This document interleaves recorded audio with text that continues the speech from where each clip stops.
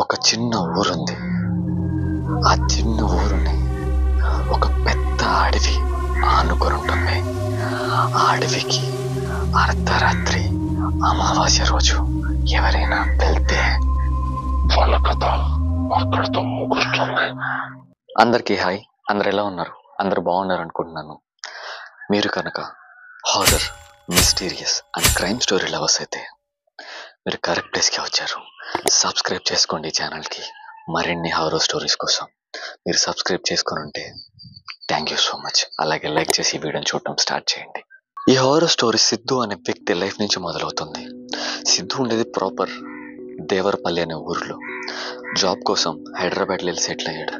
Sudden గా తన life లో ఒక ట్రాజడీ. తను ఎంతగానో ఇష్టపడే తన బాబాయ్ రీసెంట్ గా హార్ట్ స్ట్రోక్ వల్ల చనిపోయాడు. సిద్ధు వాళ్ళ అమ్మా నాన్న తనకి ఫోన్ చేసి జరిగిన విషయం మొత్తం చెప్పారు. సిద్ధు కూడా జాబ్ కి లీవ్ పెట్టుకుని తన ఊరికి బయలుదేరాడు. మే 29, 2018 ఆ రోజు సిద్ధు తన పనులన్నీ కంప్లీట్ చేసుకుని తన కారులో వాళ్ళ ఊరికి బయలుదేరాడు. హైదరాబాద్ నుంచి వాళ్ళ ఊరికి 69 కిలోమీటర్స్ వస్తుంది. అదొక మారుమూల పల్లెటూరు. అక్కడ సిగ్నల్స్ కూడా అంత చక్కగా ఉండవు. సమయం 10-10:30 అవుతుంది. అసలే చీకటి. కారులో సిద్ధు వాళ్ళ ఊరికి వెళ్తూ ఉన్నాడు. అదే సమయంలో సిద్ధు వాళ్ళ నాన్న తనకి కాల్ చేశాడు. సిద్ధు ఫోన్ ఎత్తి, హలో నాన్న, వచ్చేస్తున్నా, దగ్గరలోనే ఉన్నా, మన ఊరికి ఒక 6-7 కిలోమీటర్లు అంతే, వచ్చేస్తున్నా అని మాట్లాడుతూ ఉన్నాడు. అటు పక్క వాళ్ళ నాన్న మాత్రం, సిద్ధు నువ్వేం చెప్తున్నావురా, నాకేం వినిపించడం లేదు, సిగ్నల్ ఉందా లేదా నీ ఫోన్లో, ఒకసారి చూసుకో అని అంటూ ఉన్నాడు. సిద్ధు ఫోన్ ఇలా చూసుకుంటే నిజమే, అతని ఫోన్లో సిగ్నల్ లేదు. సిద్ధు కార్ ఆపి కారు బయటకు దిగి అటు ఇటు నడుస్తూ సిగ్నల్ కోసం చూస్తూ ఉన్నాడు. కానీ ఎక్కడా సిగ్నల్ లేదు. దూరంగా పెద్ద అడవి ఉంది. అడవిలోకి సిద్ధు అడుగులు వేసుకుంటూ ఫోన్ సిగ్నల్ చూసుకుంటూ వెళ్తూ ఉన్నాడు. కొంచెం దూరం వెళ్ళిన తర్వాత తన ఫోన్కి సిగ్నల్ రావడం మొదలైంది. వాళ్ళ నాన్నకి కాల్ చేసి, నాన్న నేను దగ్గరలోనే ఉన్నా, వచ్చేస్తున్నా, మీకు వినిపిస్తుందా ఇప్పుడు అని చెప్తూ ఉన్నాడు. వినిపిస్తుంది, కానీ నువ్వు ఎక్కడున్నావు అని వాళ్ళ నాన్న అడుగుతాడు. అదే నాన్న, మన ఊరికి దగ్గర ఒక అడవి ఉంటుంది కదా, ఆ అడవి దగ్గరకు వచ్చాను, ఇక్కడ సిగ్నల్ బాగా వస్తుంది, వస్తూ ఉన్నానన్నా అని చెప్తూ ఉంటే వాళ్ళ నాన్న, అక్కడికి ఎందుకు వెళ్ళావురా, నువ్వు అక్కడి నుంచి ముందు వచ్చేసి అని చెప్తాడు. అంతలో కాల్ కూడా కట్ అయిపోతుంది. వాళ్ళ నాన్న ఎందుకు అలా చెప్పాడో సిద్ధుకి అర్థం కాదు. సిద్ధు తిరిగి కార్ దగ్గరికి వెళ్ళి కార్ స్టార్ట్ చేస్తుంటే తన చెవులకి ఒక వింత శబ్దం వినిపించడం మొదలైంది.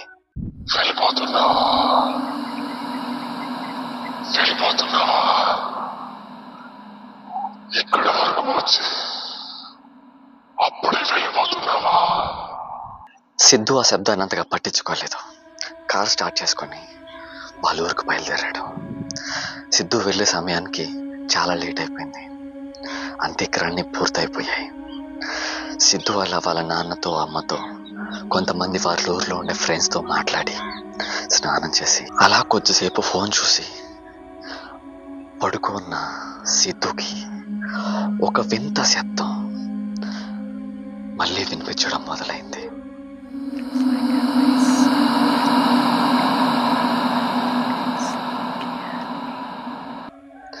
ఆ శబ్దం ఎక్కడి నుంచి వస్తుందా అని ఇల్లు మొత్తం చూశాడు సిద్ధు.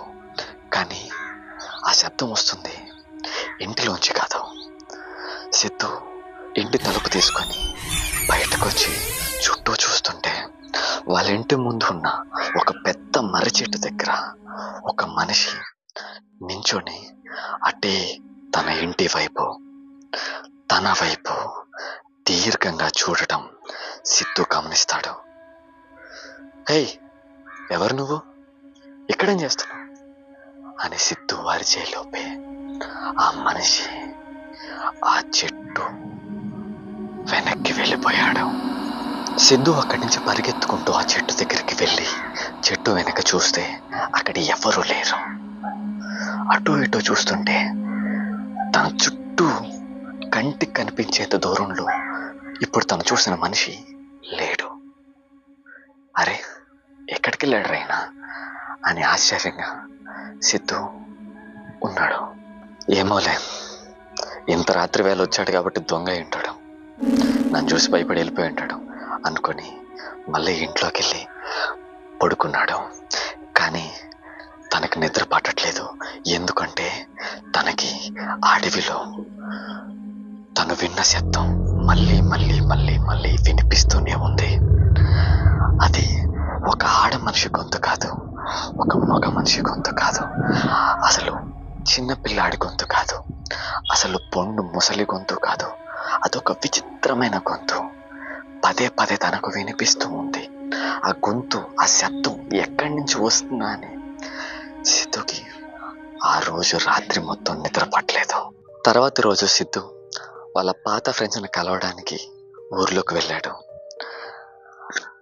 పొరుగురికి ఉద్యోగం కోసం వెళ్ళిన ఫ్రెండ్ చాలా రోజుల తర్వాత ఊరికొస్తే వాళ్ళ ఇద్దరి మధ్య ఎలాంటి కన్వర్జేషన్స్ ఉంటాయో మీకు తెలుసని అనుకుంటున్నాను. అలాంటి కొన్ని కన్వర్జేషన్స్ జరిగిన తర్వాత సిద్ధు ఇంటికి బయలుదేరుతున్నాడు. అలా వెళ్తున్న సమయంలో తనకి వాళ్ళ అమ్మ వాళ్ళ ఇల్లు కనిపిస్తుంది. ఆ ఇంట్లోకి వెళ్ళి తన అమ్మతో మాట్లాడుతున్నాడు సిద్ధు. ఏంటమ్మా, బాగున్నావా, చాలా రోజులతో చూస్తున్నా నిన్ను అని అంటూ మాట్లాడుతున్న సమయంలో సిద్ధు వాళ్ళ అమ్మ సిద్ధు కళ్ళని చూసి, ఏంట్రా సిద్ధు ఈ కళ్ళు ఇంత ఎర్రగా ఉన్నాయి, నిద్రపోవట్లేదా నువ్వు అసలుకి అని అడుగుతుంది. తన కళ్ళు ఎందుకు అంత ఎర్రగా ఉన్నాయో సిద్ధుకు మాత్రమే తెలుసు. ఎందుకంటే తనకి వినిపిస్తున్న ఆ విచిత్రమైన వింత శబ్దం తనని అసలు నిద్రపోనిస్తే కదా అని అనుకుంటూ తన అమ్మకి, లేదా అమ్మ బాగానే నిద్రపోతున్నా, వర్క్ ఎక్కువ ఉండడం వల్ల కళ్ళు ఇలా ఉన్నాయి అంతే అని చెప్తూ ఉన్నాడు. అదే రోజు రాత్రి సిద్ధు వాళ్ళ ఇంట్లో అందరు పడుకో ఉన్నారు. సిద్ధు కూడా ప్రశాంతంగా పడుకొని ఉన్నాడు. ఆ సమయంలోనే ఒక వింత శబ్దం సిద్ధు వాళ్ళ ఇంట్లో ఒక అలజడి రేపింది. అదేంటంటే సిద్ధు నిద్రలో కలవరించడం మొదలు పెట్టాడు. నేను రాను, నన్ను వదిలేయండి, నేను రాను, నన్ను వదిలేయండి, ప్లీజ్ మీకు దండం పెడతా, నన్ను వదిలేయండి అలా అరుస్తూ నిద్రలో కలవరిస్తూ బోరున కేకలు పెడుతున్నాడు సిద్ధు. అది చూసిన సిద్ధు వాళ్ళ అమ్మ నాన్న సిద్ధుని తట్టి తట్టి లేపుతున్నా తను ఎంతటికీ లేవట్లేదు. తను ఏదో వింత ప్రపంచంలోకి వెళ్ళిపోయినట్టు బిహేవ్ చేస్తున్నాడు. తను నిద్రలోని ఎవరితోనో మాట్లాడుతున్నట్టు వింతగా కనిపిస్తున్నాడు వాళ్ళ అమ్మ నాన్న కంటికి. కొంత సమయం తర్వాత ఎంత లేపినా లేవకపోవడంతో సిద్ధు వాళ్ళ నాన్న సిద్ధు చెంప మీద ఒక దెబ్బేశాడు. ఆ దెబ్బ సిద్ధుని మళ్ళీ స్పృహలోకి తీసుకొచ్చింది. సిద్ధు వాళ్ళ నాన్న సిద్ధుని ఇలా అడుగుతున్నాడు, ఏంట్రా సిద్ధు, ఏంది కలవరిస్తున్నావు, అరుస్తున్నావు, ఎక్కడికి రానంటున్నావు, ఎవరితో మాట్లాడుతున్నావు అసలుకి ఇలా అడుగుతూ ఉంటే సిద్ధు జరిగింది మొత్తం చెప్తాడు. ఆ అడవి దగ్గరికి వెళ్ళిన తర్వాత ఆ అడవిలో నీతో ఫోన్ మాట్లాడిన దగ్గర నుంచి ఒక వింత శబ్దం నాతో మాట్లాడుతుంది నాన్న, నన్ను అడవిలోకి మళ్ళీ రమ్మంటుంది. నిన్న రాత్రి నుంచి అది ఇంకా ఎక్కువైంది. నాకు నిన్న రాత్రి కూడా నిద్ర లేదు. నాకు చాలా భయంగా ఉంది నాన్న, నాకు చాలా భయంగా ఉంది అని సిద్ధు వాళ్ళ నాన్నకి చెప్తాడు. సిద్ధు వాళ్ళ నాన్న వాళ్ళ అమ్మ ఇద్దరు షాక్ అయిపోతారు.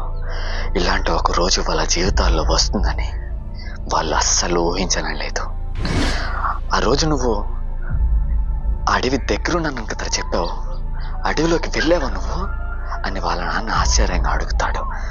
వెళ్ళాను నాన్న, అడవిలో నుంచే నీతో ఫోన్ మాట్లాడాను అని చెప్తాడు సిద్ధు. లే, మనం అమ్మోళ్ళ ఇంటికి వెళ్దాం, మీ అమ్మోళ్ళ ఇంటికి వెళ్దాంలే అని సిద్ధు వాళ్ళ నాన్న చెప్తాడు సిద్ధుకి. సిద్ధు వాళ్ళ నాన్న వాళ్ళ అమ్మ ఇద్దరు అదే రోజు రాత్రి సిద్ధు వాళ్ళ అమ్మోళ్ళ ఇంటికి వెళ్తారు. జరిగిన విషయం మొత్తం సిద్ధు వాళ్ళ అమ్మకి చెప్తాడు. వాళ్ళ అమ్మ ఆ విషయం అంతా తెలుసుకున్న తర్వాత చాలా భయపడిపోతుంది. నేను అడవిలోకి వెళ్ళాను అని చెప్తే మీరు ఎందుకింత భయపడిపోతున్నారు అని సిద్ధు వాళ్ళ నాన్నని వాళ్ళ అమ్మని అడుగుతాడు.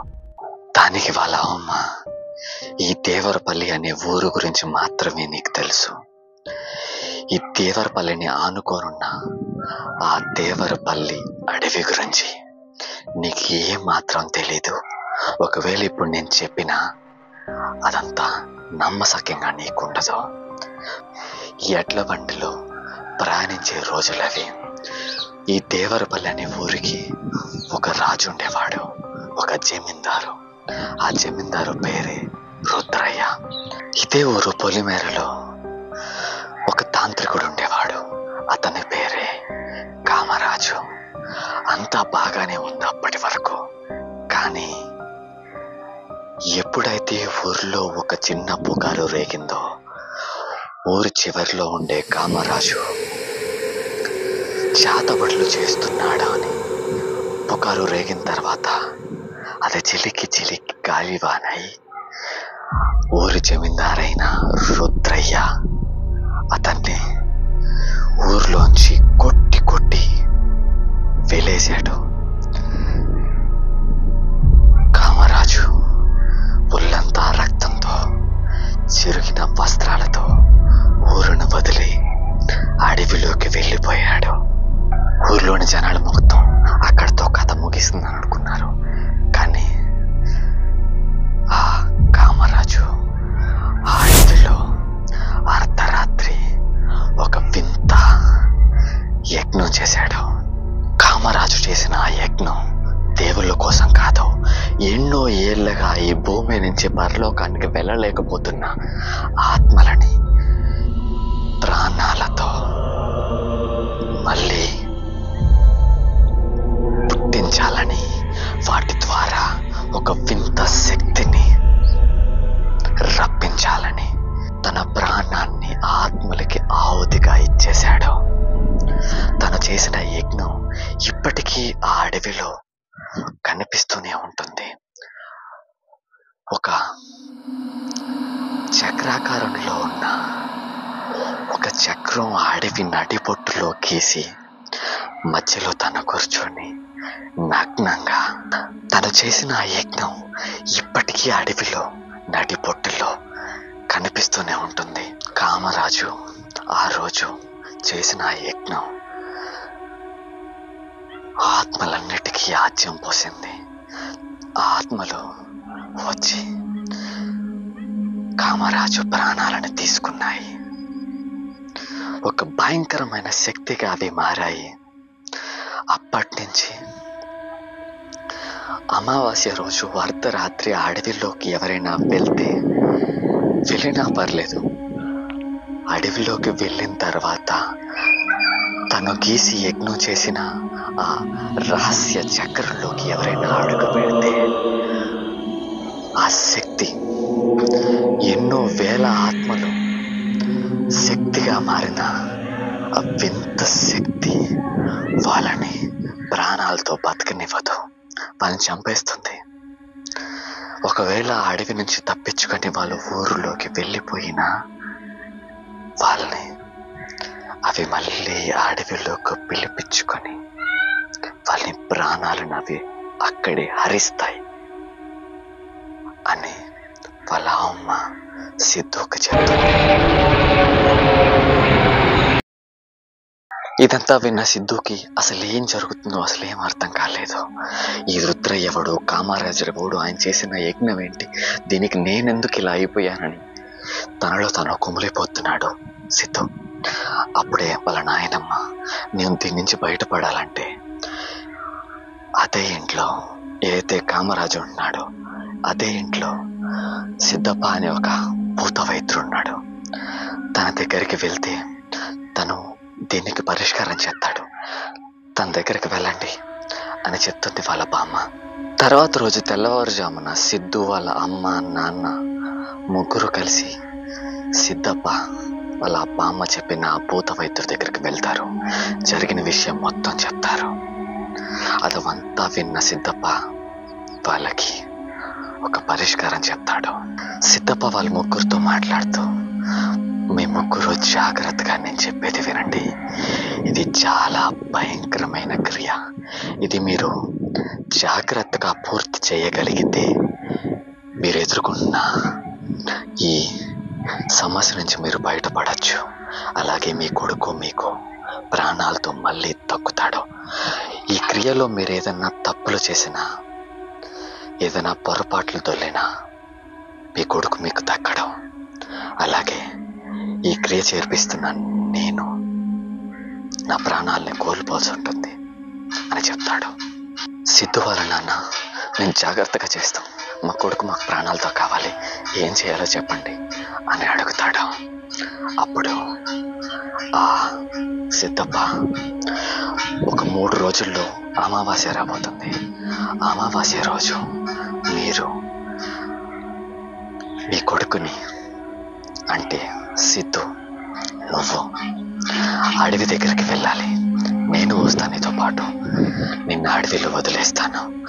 నువ్వు నగ్నంగా చేతిలో ఒక కాగడ పట్టుకొని అడవిలో ఉండే ఆ రహస్య చక్రంలో కూర్చోవాలి. కూర్చొని నేను ఒక మంత్రం నీకు చెప్తాను. ఆ మంత్రాన్ని ఆపకుండా జపిస్తూ ఉండాలి. ఆ రోజు రాత్రి మొత్తం నువ్వు ఆ మంత్రాన్ని జపిస్తూ ఆ కాగడ ఆరిపోకుండా ఆ అడవిలోనే ఉండాలి. ఈ క్రియ జరిగేటప్పుడు ఎన్నో వింత శక్తులు నిన్ను ఆ క్రియ చేయనీయకుండా ఇబ్బంది పెడుతుంటాయి. నిన్ను ఆపేయమని ముందుకు నెడుతూ ఉంటాయి. కానీ వాటన్నిటిని నువ్వు ఎదుర్కొని ఆ క్రియను నువ్వు పూర్తి చేయగలిగితే నువ్వు ఈ సమస్య నుంచి, ఆ ఆత్మల నుంచి బయటపడగలవు అని చెప్తాడు సిద్ధప్ప. సిద్ధు కూడా సరే చేస్తాను అని చెప్తాడు. ఆ అమావాస్య రోజు రాత్రి సిద్ధు ఒంటి ముందుండే బట్టలు మొత్తం తీసేసి తన చేతిలో ఒక కాగడ పెట్టి తనని అడవిలోకి ఎంతో భయంతో వెళ్ళమంటాడు. సిద్ధు భయంగా కాగడాన్ని పట్టుకొని అడవిలోకి వెళ్తాడు. ఆ రహస్య చక్రాన్ని మొదటిసారి తను కళ్ళతో ఆ రోజు ఆ కాగడ వెలుగులో తను చూస్తాడు. ఆ రహస్య చక్రాన్ని తను చూస్తుంటే తన అమ్మ చెప్పిన భయంకరమైన కథ తన కళ్ళ ముందు కట్టినట్టు కనిపిస్తుంది. సరే, తన ముందున్న క్రియని ఎలాగైనా పూర్తి చేయాలని తను ఆ రహస్య చక్రం మధ్యలో కూర్చొని కాగడాన్ని తన చేతిలో పట్టుకొని ఆ సిద్ధప్ప చెప్పిన మంత్రాన్ని కళ్ళు మూసుకొని జపిస్తూ ఉన్నాడు.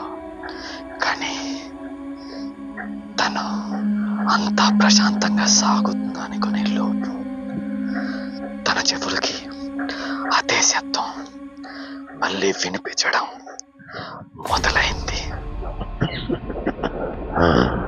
ఇవన్నీ చేస్తే నువ్వు తప్పించుకోగలవా నువ్వు అనుకుంటే నీకంటే ఎవడో పిచ్చోడు కాదబ్బా. చచ్చే రోజుది, నువ్వు చచ్చే రోజుది. ఆ విచిత్రమైన వికృతి శబ్దాలు సిద్ధుని క్రియని ఆపకుండా చేస్తున్నాయి. తనకు చాలా భయం వేస్తుంది. కళ్ళు మూసుకొన్నాడు. కానీ తన చుట్టుపక్కలే కొన్ని వేల ఆత్మలు తిరుగుతున్నట్టు, తనని తాకుతున్నట్టు తనకి స్పర్శ తగులుతుంది. తన పక్కనే కాగడా ఉంది. కానీ ఒక చల్లని గాలి తన ఒంటి లోపలున్న గుండెను తాకుతుంది. సిద్ధు మంత్రం చదువుతూ క్రియని పూర్తి చేస్తూ ఉన్నాడు. కొంచెం సేపటి తర్వాత ఒక పెద్ద శబ్దం వచ్చింది.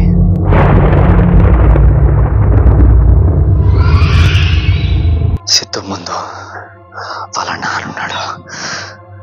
సిద్ధు, ఇక చాలు, వచ్చేరా, ఇదంతా ఏం మంచిగా లేదు, వచ్చేసేయి, రా వచ్చేసేయి అని చెప్తే సిద్ధు కాగడాన్ని విసిరేసి పైకి లేవబోతుంటే సిద్ధప్ప దూరంగా, సిద్ధు, అది మీ నాన్న కాదు, ఆ ఆత్మలు, ఆ శక్తి నిన్ను ఈ క్రియ పూర్తి చేయనీయకుండా చేస్తున్నాయి. నువ్వు చాలా దగ్గరికి వచ్చేసావు, పూర్తి చేయి, మీ నాన్న కాదు, మీ నాన్న కానే కాదు ఆయన అని చెప్తున్నాడు.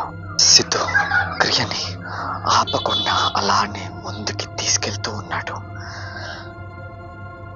క్రియ ముందుకు సాగడంతో ఆత్మకి ఒక వికృత కోపం అలుముకుంది.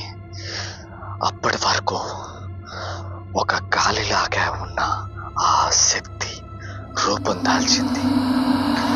సిద్ధు ముందుకొచ్చి నిలబడింది. శబ్దం చేస్తుంది. ఆ శబ్దానికి సిద్ధు కళ్ళు తెరిచేశాడు. దూరం నుంచి సిద్ధు కళ్ళు తెరిచావు. ఆ మంత్రాన్ని చెప్పించడం మాత్రం ఆపకు. ఆ శక్తి నిన్నేం చేయలేదు, అది నిన్నేం చేయలేదు.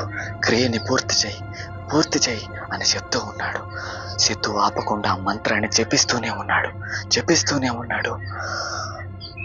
ఒక సమయం తర్వాత ఆ శక్తి అదే నశించిపోవడం, గాలిలో కలిసిపోవడం ప్రారంభించింది.